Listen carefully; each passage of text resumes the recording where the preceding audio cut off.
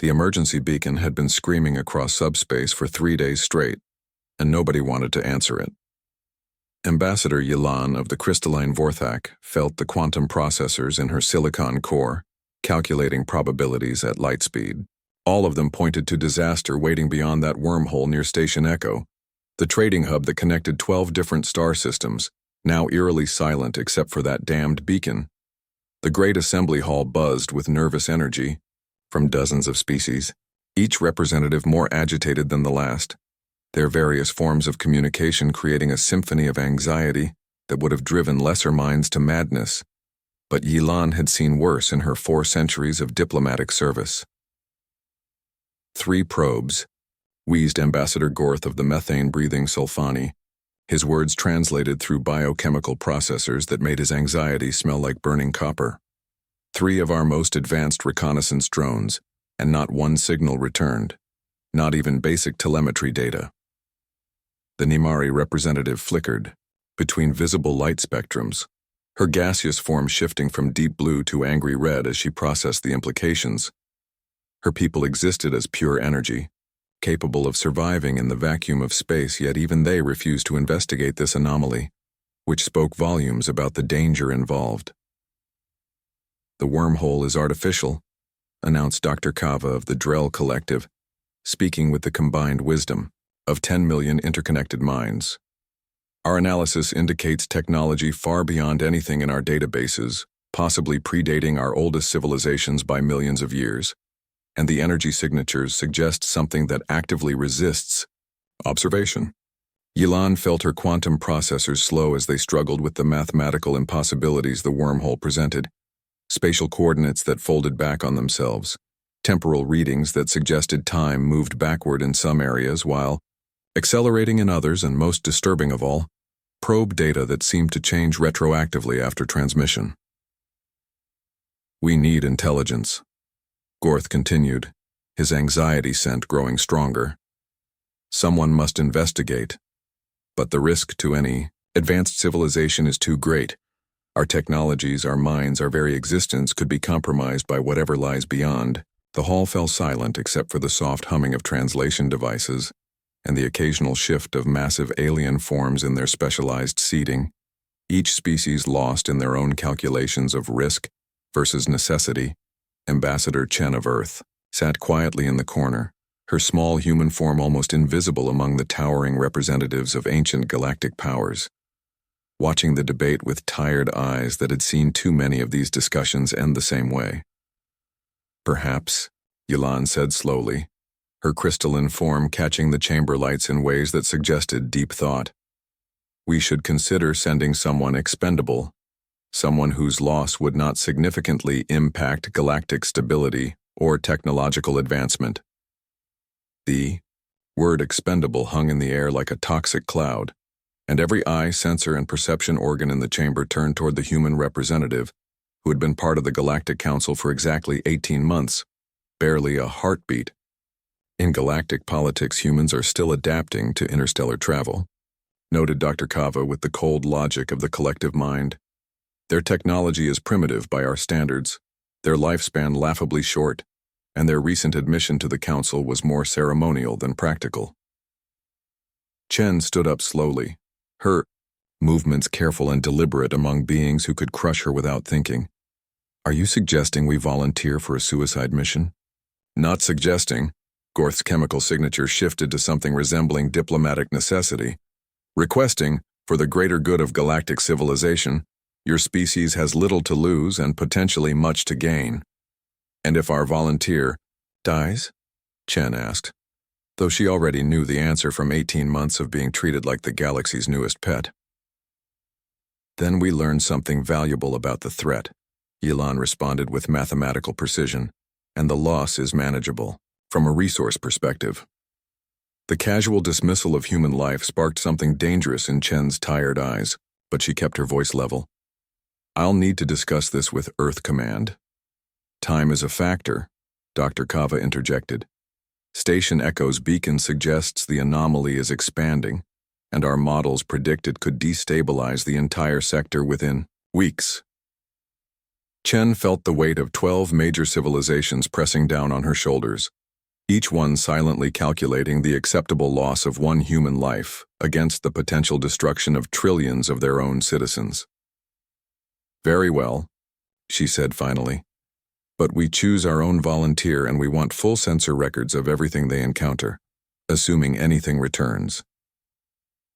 The relief in the chamber was palpable, washing over the assembled representatives like a tide of reprieve from an impossible decision they had all been dreading. "Of course," Yilan agreed quickly. "Full data sharing and complete tactical support for the mission. Earth will have access to our best scientific analysis." What none of them mentioned, because it didn't need to be said, was that they expected the human volunteer to die screaming in whatever nightmare waited beyond the wormhole, providing them with valuable data about how to avoid the same fate.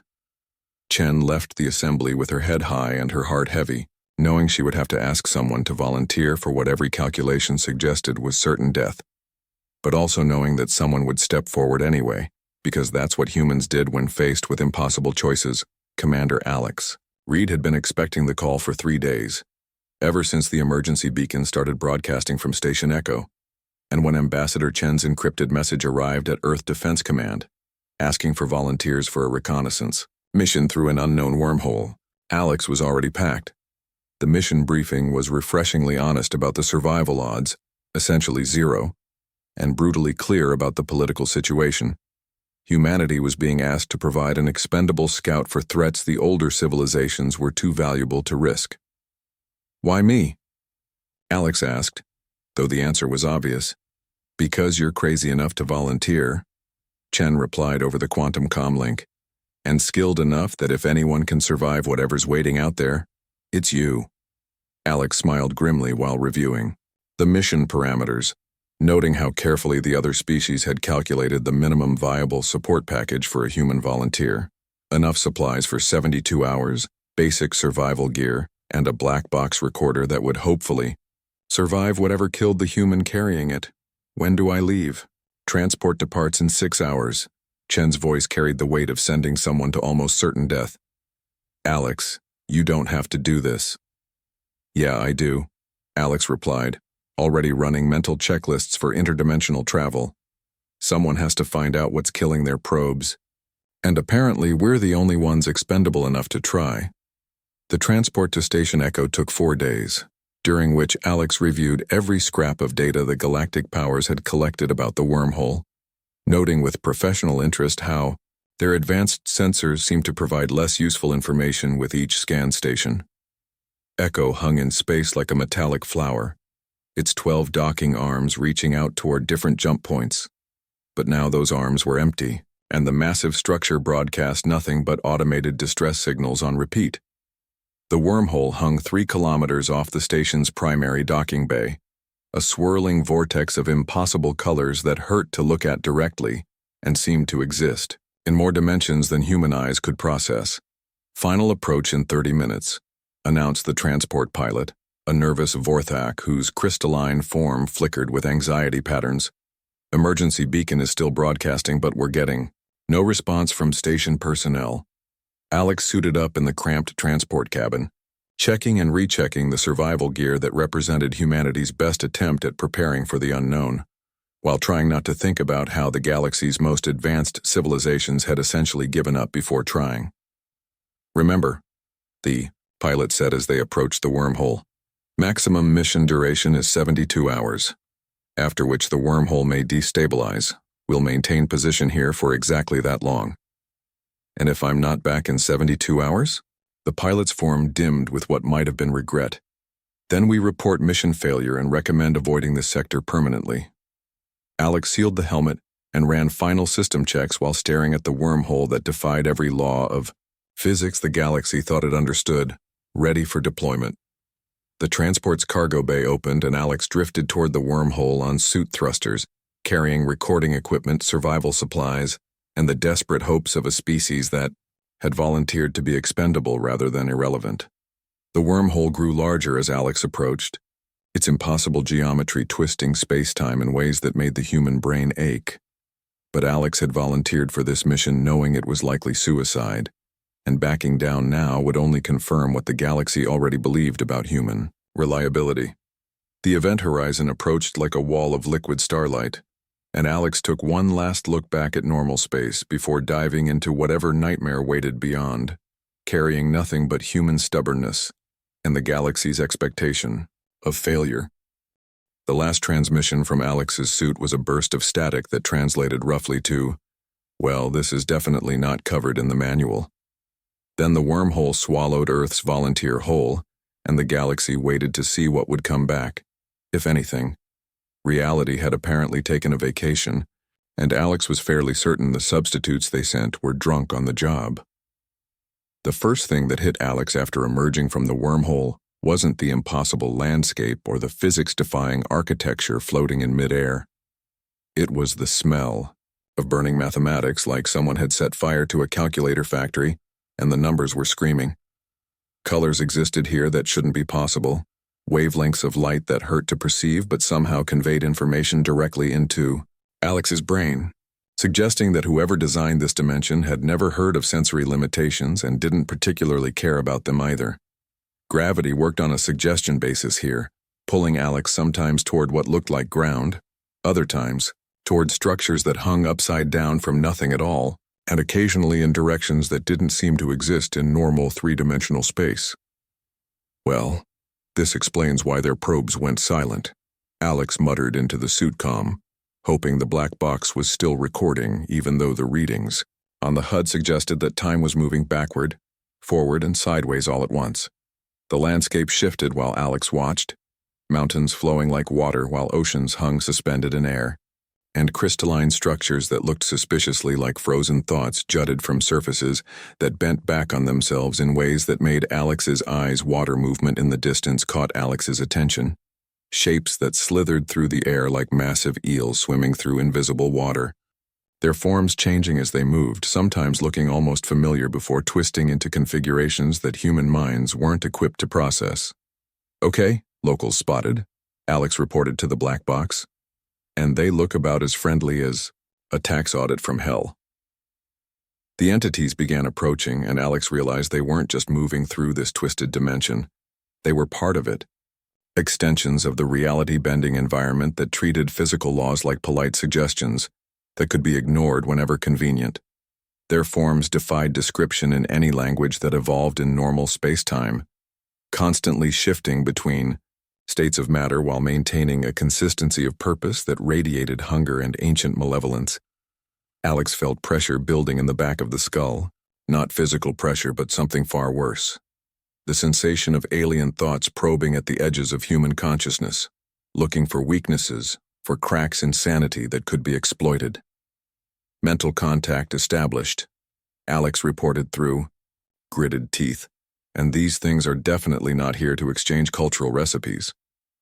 The probing intensified, and Alex felt the entities recoiling in surprise as they encountered memories of human history, not the sanitized version taught in schools, but the raw, unfiltered record of a species that had crawled out of caves by sheer bloody-minded determination. Images flashed through the mental link that the entities had forced open. Humans charging machine gun nests in World War I, medics running into gunfire to save wounded soldiers, firefighters climbing stairs in burning buildings while everyone else ran down, mothers diving into flooded rivers to save children. "What the hell?" Alex gasped as the entities pulled back, their forms rippling with something that looked suspiciously like confusion. The mental assault resumed, this time with more force, as the entities attempted to crush Alex's mind with visions of cosmic horror, designed to break any rational consciousness. But they made a critical error in their choice of ammunition. They showed Alex images of impossible geometries, of mathematics that bent reality, of forces that existed beyond comprehension, and Alex's response was not the expected screaming madness but a distinctly human reaction, mild annoyance at having to deal with more bureaucratic nonsense. "Really?" Alex muttered while the entities poured nightmare visions into the human's head. "I survived middle school math class, and you think non-Euclidean geometry is going to break me?" The entities paused their assault, apparently thrown off by Alex's complete failure to dissolve into gibbering terror, and in that moment of hesitation, Alex did something that surprised everyone involved. Including Alex, instead of defending against the mental intrusion, Alex embraced it, opening up the full catalog of human experience to the entities that thought they were dealing with a primitive mind from a weak species. The entities found themselves suddenly immersed in the memories of human persistence. Scientists working 18-hour days for decades to cure diseases. Engineers rebuilding cities destroyed by earthquakes. Ordinary people getting up every morning to go to jobs they hated so they could feed their families. You want to see scary? Alex thought at the startled entities. Try explaining to a human parent that their child can't be saved. Then watch them move heaven and earth to prove you wrong. The mental link that the entities had forced became a two-way street, and they discovered that human minds weren't just resistant to psychological horror, they were actively hostile to it, treating existential dread like a challenge to be overcome rather than a force to be feared. Alex felt the entities' confusion growing as they encountered memory after memory of humans doing impossible things through sheer refusal to accept limitations. Athletes competing with broken bones, soldiers fighting with mortal wounds, parents staying awake for days to care for sick children. See, here's the thing about humans. Alex continued the one-sided conversation, while the entities reeled from exposure to militant optimism. We don't handle despair very well, but not in the way you think. Instead of being crushed by hopelessness, humans had evolved the peculiar ability to become violently angry at the universe when it tried to tell them something couldn't be done, and that anger could be weaponized in ways that entities from nightmare dimensions had never encountered. The landscape around Alex began to change, not because the entities willed it, but because Alex was unconsciously imposing human expectations on a reality that responded to thought and will, and human thoughts were apparently toxic to beings that fed on fear and despair. Oh, Alex said, suddenly understanding how this dimension worked. You guys made a really big mistake. The entities tried to withdraw from the mental link, but it was too late. They had opened a connection to a mind that treated impossible odds as a personal insult, and now they were stuck experiencing human stubbornness firsthand. Alex began experimenting with the malleable nature of this reality, discovering that the same bloody-minded determination that had carried humanity from caves to starships could be used to impose order on chaos, to make the impossible merely improbable. The floating mountains stopped drifting and settled into stable positions. The gravity that worked on whim began following consistent rules, and the colors that shouldn't exist started behaving like normal light wavelengths. You know what your problem is? Alex asked the increasingly agitated entities. You've been running this place like a haunted house attraction, all atmosphere and no substance. The entities attacked directly then, abandoning psychological warfare for more straightforward violence. But they discovered that Alex's environmental suit was designed by humans who had learned to prepare for everything, including things that shouldn't exist. More importantly, they discovered that Alex's mind had adapted to their nightmare dimension by treating it like any other hostile environment that needed to be survived, and humans had gotten very good at surviving things that should have killed them.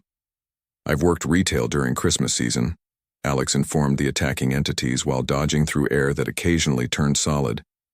You're going to have to try harder than cosmic horror to impress me. The entities found themselves in the unprecedented position of being the ones experiencing fear, as Alex began turning their own dimensional instability against them, using their reality-warping tools to create pockets of normal space-time that followed human expectations.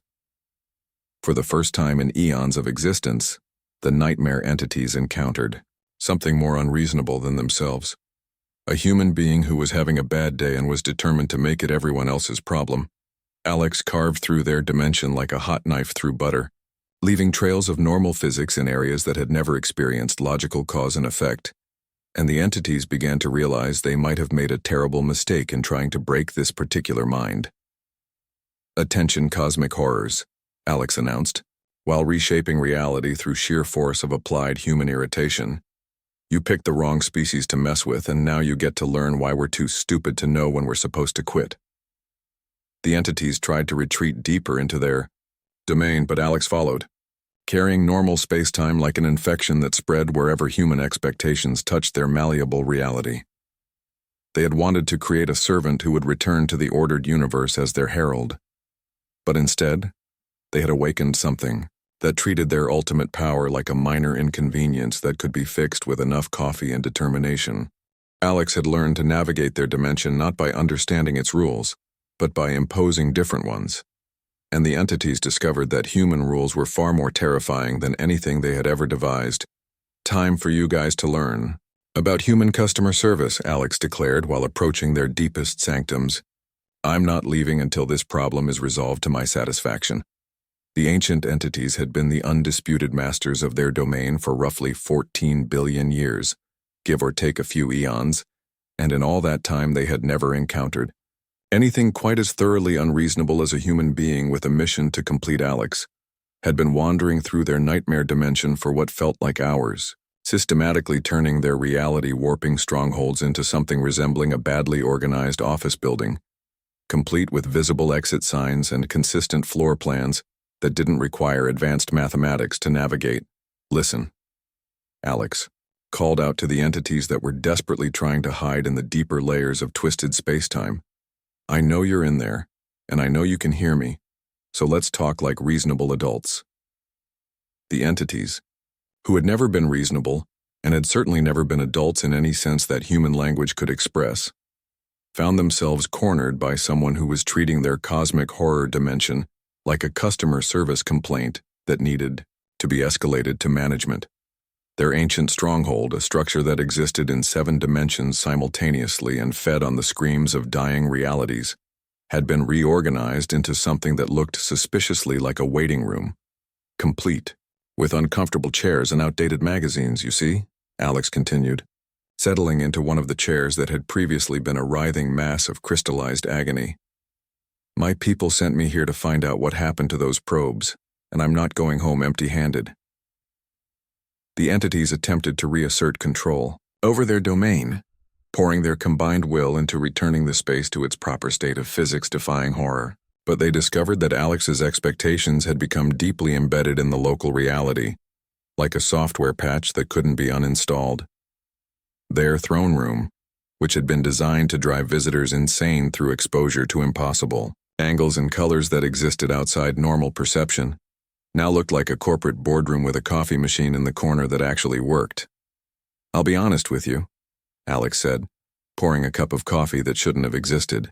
"In a dimension where matter was more of a suggestion than a rule, I didn't expect to survive the first 5 minutes here, so everything from this point forward is basically overtime." The lead entity, an ancient consciousness that had devoured entire universes and turned their physical laws into feeding mechanisms, found itself manifesting in something that looked disturbingly like a business suit as it tried to communicate with this impossible human. "You do not understand what you are dealing with," it projected directly into Alex's mind, using thought forms that had shattered the sanity of entire galactic civilizations. "We are older than your star, more powerful than your comprehension, and we will feast on your reality until nothing remains." "Yeah, about that," Alex replied, completely unimpressed by the cosmic threat. "That's exactly the kind of attitude that's going to get you reported to the Galactic Council. And trust me, they take interdimensional invasion plans very seriously." The entity paused, thrown off by Alex's casual tone when discussing what should have been an existential threat to all of creation, and in that moment of confusion, Alex pressed the advantage. "Look, I get it," Alex continued, leaning back in the chair that had been reformed from pure nightmare essence. "You've got this whole ancient evil thing going on, the reality warping powers, the feeding on fear and despair routine. Very impressive. But here's the thing." The entities waited, despite themselves, to hear what this impossible human would say next. "You're not the first monsters humanity has dealt with, and you probably won't be the last. So let's skip the whole bow before our cosmic might speech and get down to business." Alex pulled out a tablet that had been modified with technology borrowed from 12 different alien civilizations and began taking notes as if conducting a routine inspection of a particularly troublesome department. "First issue, your probe disposal system is way too efficient. The Galactic Council likes to get some data back from their equipment before you vaporize it. Maybe consider a catch and release program." The ancient entities, who had spent eons perfecting their techniques for driving mortals insane, found themselves listening to what amounted to a performance review from someone who was treating their ultimate cosmic power like a minor workplace safety violation. Second issue. This whole expanding wormhole situation near Station Echo is causing problems for interstellar commerce, and that affects tax revenues across 12 star systems, which makes bureaucrats unhappy. And trust me, you do not want to make bureaucrats unhappy. The lead entity attempted to reassert its authority by manifesting in its true form, a writhing mass of tentacles and eyes that existed across multiple dimensional planes simultaneously while singing songs that could unravel the fabric of space-time. Alex looked up from the tablet and sighed. Could you please keep it down? I'm trying to finish this report and the tentacle thing is kind of distracting. The entity's song of cosmic destruction faltered as it realized that Alex was not only unimpressed by its ultimate form, but was actively annoyed by the interruption to paperwork. Look, Alex continued, here's what's going to happen. You're going to dial back the reality warping nonsense to a level that doesn't interfere with shipping lanes.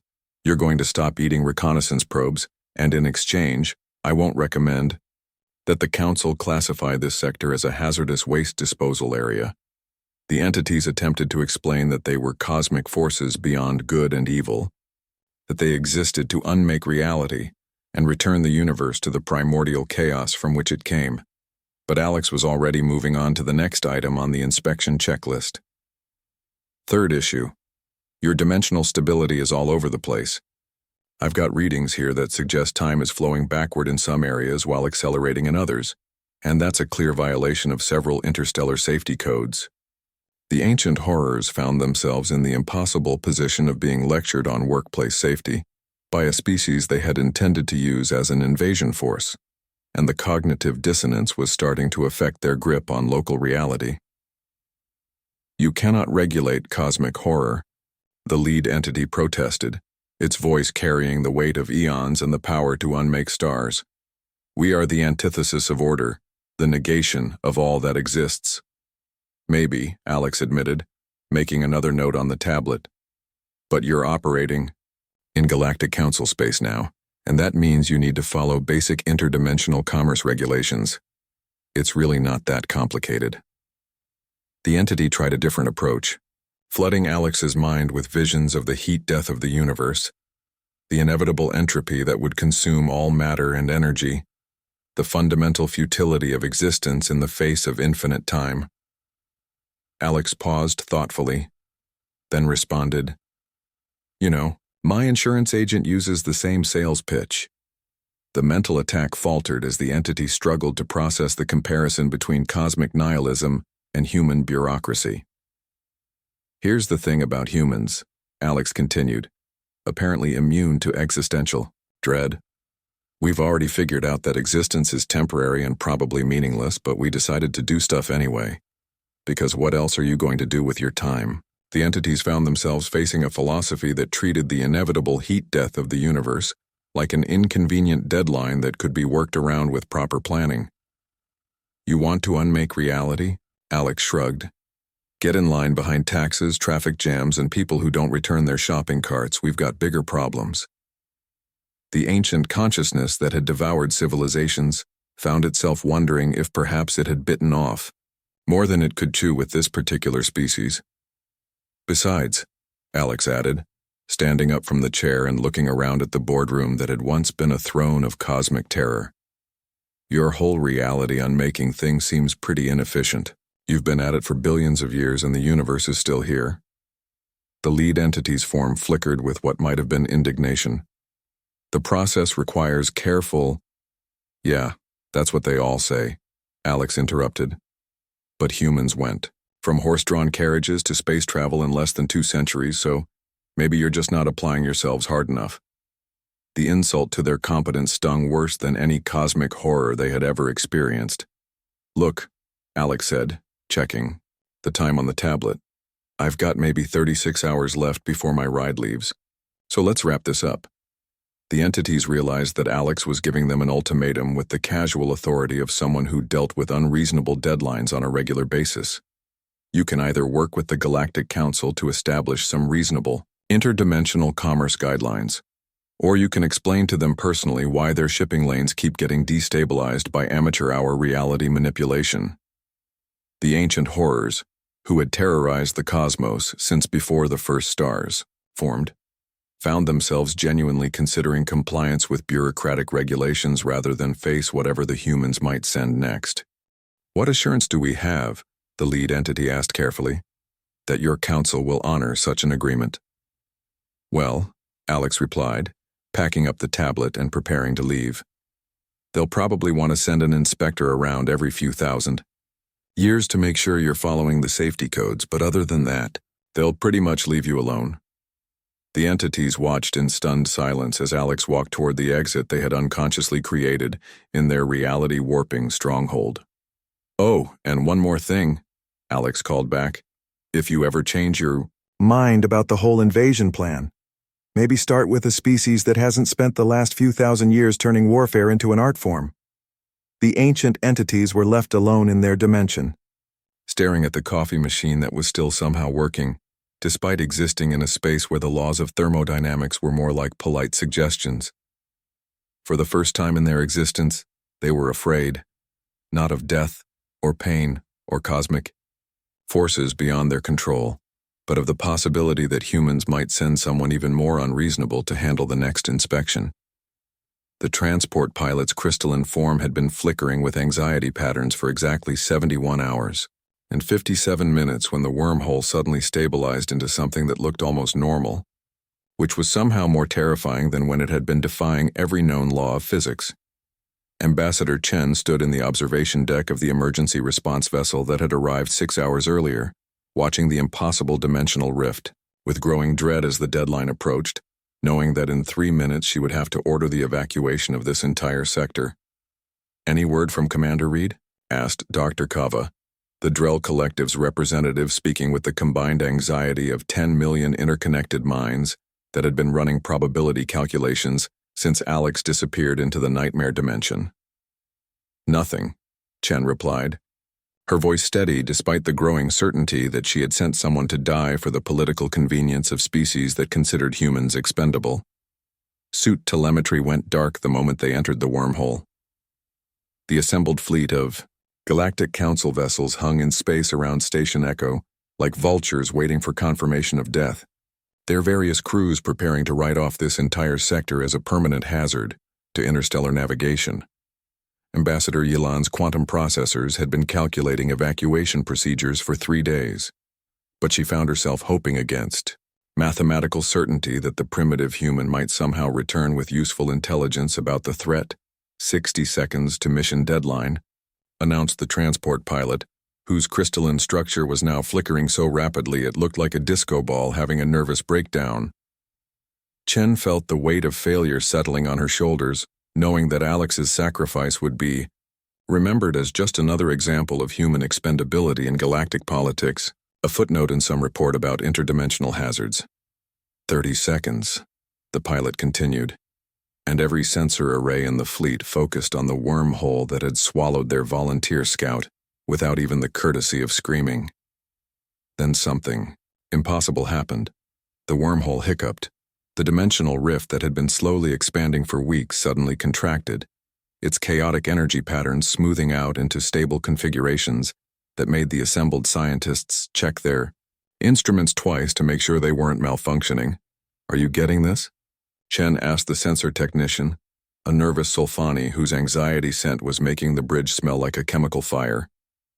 "Commander Reed's life signs," the technician wheezed through the translation device. "Approaching the event horizon from inside the anomaly." The observation deck fell silent except for the humming of life support systems and the occasional nervous click of alien appendages as impossible readings appeared on screens throughout the fleet. Alex emerged from the wormhole, like someone stepping out of an elevator, suit systems functioning normally, life signs stable, and most disturbing of all, moving with a confidence that made ancient galactic civilizations suddenly feel very small. "This is Commander Reed to Fleet Command," Alex's voice crackled through the comm system with the casual tone of someone reporting a minor maintenance issue. "Mission completed. requesting permission to dock. The silence stretched for several heartbeats as representatives of 12 major civilizations struggled to process the impossible reality of a human returning alive from certain death. Permission granted, Chen managed. Finally, her voice betraying none of the relief flooding through her nervous system. Proceed to docking Bay 7. Alex's suit thrusters fired in perfect sequence, guiding the human toward the waiting transport with movements that seemed somehow more precise than they had been 3 days earlier, as if exposure to the nightmare dimension had improved rather than damaged human capabilities. Commander, Dr. Kava's collective voice carried the curiosity of millions of minds. Please report on your mission status. Complete success, Alex replied, checking something on the suit's wrist display. Threat has been neutralized, interdimensional commerce agreements have been established, and I've got a full report ready for council review. The words hit the assembled fleet like a physical blow, as representatives of the galaxy's most advanced civilizations tried to process the casual announcement that a single human had apparently solved a problem they hadn't even known how to approach. Threat neutralized. Elan's crystalline form stopped flickering as her quantum processors struggled with calculations that didn't make sense.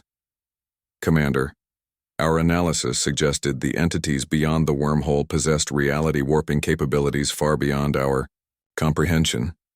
Yeah, they were pretty impressive, Alex agreed, guiding the transport into the docking bay with movements that looked almost effortless. But they're reasonable once you get past all the cosmic horror posturing. Chen felt something cold settle in her stomach as she realized that Alex's voice carried an authority that hadn't been there before, a quiet confidence that suggested exposure to impossible forces had changed the human in ways that might not be immediately visible.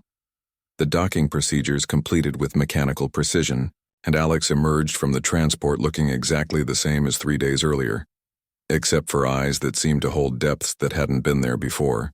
Commander Reed, Chen said carefully, studying the human who had volunteered for certain death and returned apparently unharmed. Are you feeling well? Never better, Alex replied, removing the environmental suit with practiced efficiency, though I'll probably need a few days to file all the paperwork for this mission. The casual mention of paperwork in connection with interdimensional nightmare entities sent chills through representatives who had been expecting either death or madness from their expendable scout. Perhaps you could brief us on your experiences, Dr. Kava suggested, the collective mind struggling to understand how a single human had accomplished what their combined civilizations had deemed impossible. Sure, Alex agreed, settling into a chair in the conference room as if returning from a routine inspection rather than a journey into cosmic horror, but you're not going to like it. The assembled representatives leaned forward despite themselves, drawn by morbid curiosity about what had happened in the nightmare dimension. The entities you detected are real, Alex began, consulting notes on a tablet that somehow looked different than it had before the mission. They're ancient, powerful, and they had been planning to use our dimension as a feeding ground. Nervous energy rippled through the conference room as the worst fears of galactic civilization seemed to be confirmed. Had been? Chen asked, noting the past tense with growing unease. Past tense, yes, Alex confirmed, making another note. We came to an understanding. The simple statement hung in the air like a bomb waiting to explode, as representatives of 12 major civilizations tried to process the implications. What kind of understanding? Elan asked, her quantum processors running scenarios that all seemed to end with impossible conclusions. Standard interdimensional commerce agreement, Alex replied as if discussing routine trade negotiations. They get to keep their dimension. We get to keep ours. Everyone agrees not to interfere with shipping lanes. Ambassador Gorth's anxiety scent shifted to something resembling panic. Commander, these entities possessed the power to unravel reality itself. Had the power, Alex corrected gently, but they weren't using it very efficiently, so we worked out some performance improvements. The casual admission that Alex had somehow improved the capabilities of cosmic horror entities sent waves of alarm through every representative in the room. You improved their abilities? Dr. Kava asked, 10 million minds speaking in unison with barely controlled terror. More like helped them redirect their focus, Alex clarified. Turns out they were spending so much energy on the whole reality-unmaking thing that they never got around to actually accomplishing it. Chen felt pieces of an impossible puzzle clicking into place. Alex, what exactly did you do over there? Mostly just talked, Alex replied with the tone of someone describing a successful customer service interaction. They had some valid complaints about cosmic entropy and the heat death of the universe, so we discussed more constructive approaches to those issues. The representative stared at the human who had apparently negotiated with forces beyond comprehension and somehow convinced them to abandon their plans for universal destruction. They were surprisingly reasonable once you got past all the tentacles and reality distortion, Alex continued. Mostly just needed someone to listen to their concerns and help them develop more realistic project timelines. The silence in the conference room was broken only by the sound of alien breathing apparatus and the occasional, nervous click of exoskeletons. Commander, Chen said slowly, are you telling us that you convinced cosmic horror entities to abandon their invasion plans through management consulting? Well, Alex replied, when you put it like that, it sounds kind of silly. The assembled representatives of galactic civilizations sat in stunned silence, trying to process the reality that their expendable human scout had just casually mentioned, negotiating with nightmare entities as if they were difficult co-workers. There is one more thing, Alex added, checking the tablet again. They mentioned that there are other dimensional rifts opening throughout the galaxy, similar threats that the older civilizations have been avoiding for centuries. Cold dread settled over the conference room as the implications became clear, and Dr. Kava asked, though the collective mind was already calculating probabilities it didn't want to acknowledge.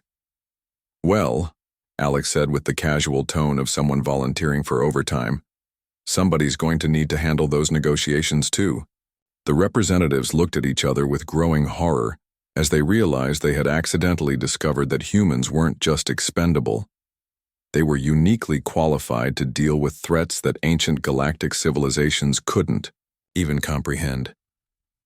I'll start preparing a list of priority cases, Alex continued, apparently oblivious to the existential crisis unfolding around the conference table.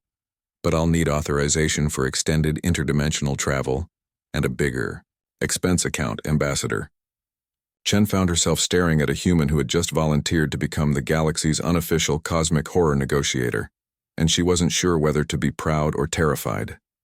6 months later, the Galactic Council's emergency sessions had become so routine that they'd had to schedule them in advance, and Ambassador Chen was getting tired of explaining why humans kept volunteering for missions that should have been impossible. Another dimensional rift has opened in the outer spiral, announced Dr. Kava, the Drell Collective's 10 million minds, speaking with the weary resignation of beings who had grown accustomed to cosmic impossibilities. Preliminary scans suggest entities similar to those encountered at Station Echo.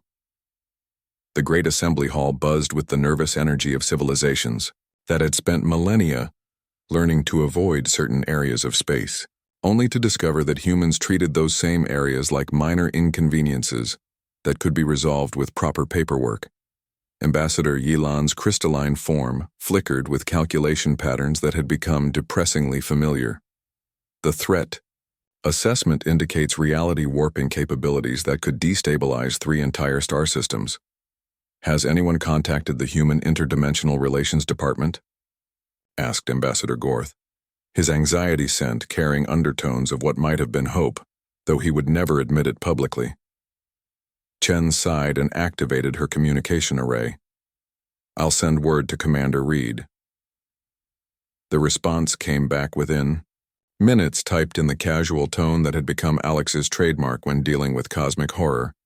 On my way, ETA 6 hours, please have coffee ready.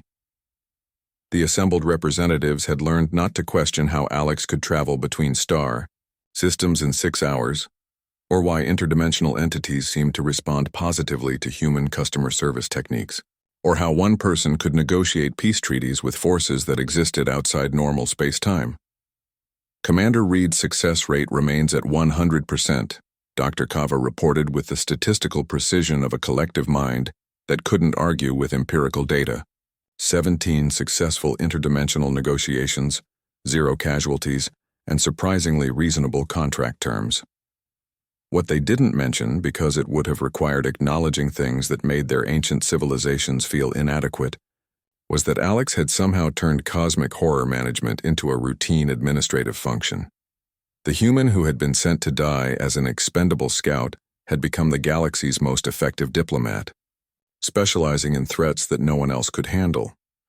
3 hours after Alex's estimated arrival time, reports began coming in from the affected sector. The dimensional rift had stabilized, the reality warping effects had ceased, and traffic was resuming normal schedules. How does one person accomplish these things so quickly? Elon asked, her quantum processors unable to calculate probabilities that consistently defied mathematical logic. Practice, Chen replied, though she wasn't entirely sure what Alex had been practicing, and she wasn't certain she wanted to know the truth, which none of them discussed but all of them understood, was that humanity had accidentally solved the galaxy's oldest problem through the simple expedient of not knowing it was impossible. Alex's approach to interdimensional negotiation had evolved into something that resembled a cross between diplomacy and technical support, treating cosmic entities like difficult customers who needed their problems solved rather than enemies to be defeated.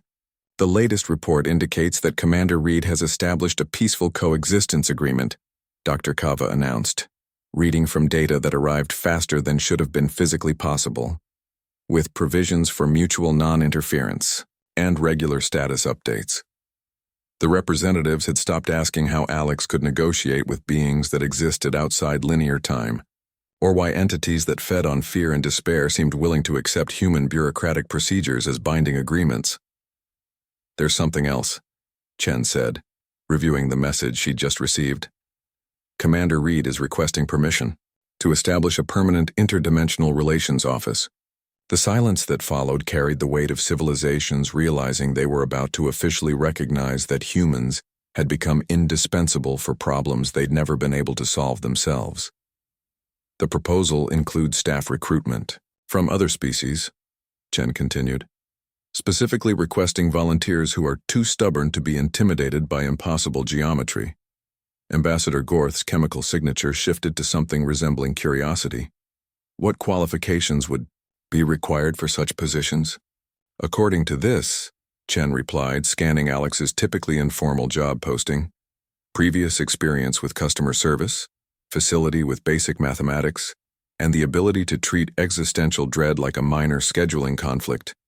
The job description had been written in the matter-of-fact tone of someone who had turned nightmare dimension navigation into a standard operating procedure, complete with safety protocols and expense report guidelines. The office would be based on Station Echo, Chen continued, which has apparently been converted into an interdimensional commerce hub. Station Echo, which had been evacuated as a total loss 6 months earlier, now served as a neutral meeting point where cosmic entities could conduct business with the ordered universe through human intermediaries who treated reality warping powers like particularly complex software systems. I've been reviewing the economic data, Dr. Kava reported with the collective amazement of 10 million minds processing impossible statistics. Interdimensional trade agreements have increased gross galactic product by 12%. The entities that had once threatened to unmake reality had been successfully converted into trading partners, contributing exotic materials and energy sources in exchange for access to normal spacetime physics and regular maintenance support. Commander Reed has also submitted a proposal for expansion into temporal anomaly management, Chen added, reading from Alex's ever-growing list of cosmic problems that apparently just needed proper administration. The representatives stared at the human diplomat who had somehow turned the galaxy's most terrifying threats into a thriving bureaucratic department. How many of these dimensional rifts are there? Yilan asked, though her quantum processors had already calculated an answer she didn't want to acknowledge. According to the survey data, Chen replied, approximately 47,000 active dimensional anomalies throughout known space, with new ones opening at a rate of roughly 6 per month. The numbers represented eons of accumulated problems that ancient civilizations had learned to avoid, now being systematically addressed by humans who approached cosmic horror the same way they approached any other workplace safety issue. Commander Reed estimates that full galaxy-wide interdimensional normalization could be completed within 50 years. Chen continued, assuming adequate staffing and budget allocation. The casual mention of a 50-year timeline for solving problems that predated most galactic civilizations sent ripples of disbelief through the assembly. The cost analysis suggests significant long-term savings, Dr. Kava added. Interdimensional incidents currently consume approximately 30% of our emergency response budget. The economic argument was compelling, but the deeper implication was terrifying. Humanity had accidentally become the galaxy's cosmic maintenance department. There is one other item, Chen said, consulting the final section of Alex's report. Commander Reed is requesting authorization to establish contact with what they term the management entities in higher dimensional space. The temperature in the chamber seemed to drop several degrees as representatives realized that Alex was proposing to negotiate with whatever cosmic forces existed above the nightmare entities they'd already learned to fear, higher dimensional management? Gorth asked, his anxiety scent taking on notes of pure existential terror. According to this report, Chen replied, most of the problems we've been dealing with are actually middle management issues, and Commander Reed believes we could streamline the entire process by going directly to corporate headquarters. The assembled representatives sat in stunned silence as they processed the implication that cosmic horror apparently had a corporate structure, and humans wanted to schedule a meeting with the board of directors. The preliminary contact has already been established, Chen continued, reading from Alex's characteristically casual tone.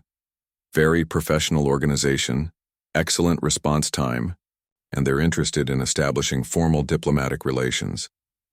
Ambassador Yilan's crystalline form went completely still as her quantum processors struggled with the concept of cosmic entities having customer service departments. Commander Reed reports that higher dimensional management was actually quite apologetic about the problems caused by their local representatives, Chen read, and they're implementing new quality control measures to prevent future incidents. The revelation that the galaxy's most ancient terrors were apparently the result of poor interdimensional management practices hit the assembly like a physical blow. They've also offered to provide technical support for our space-time stability issues, Chen added, in exchange for what they call reasonable consulting fees. Dr. Kava's collective voice carried the bewilderment of 10 million minds trying to process the possibility that cosmic horror entities were actually a service.